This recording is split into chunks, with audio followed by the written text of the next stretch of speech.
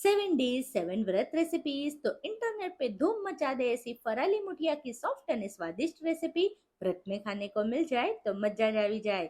तो mixie jar में सामा को पीस के इसे बोल में ट्रांसफर करेंगे।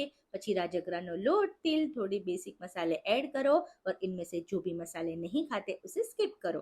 देन अदरक मिर्ची की पेस्ट, सॉल्ट एंड शुगर डाल के मुठिया को सॉफ्ट बनाने के लिए दही અને ઓઇલ રેડો।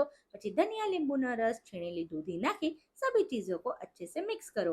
अभी मिश्रण ढीला लगे तो आटा डालो एंड सूखा लगे तो दही डालो।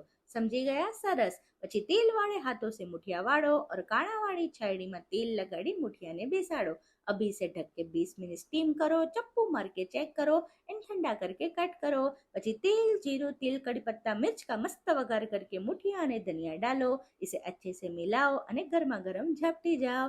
तो रेसिपी ट्राई करो और ऐसे नत नवी रेसिपी के लिए मुझे फॉलो करो। આવજો।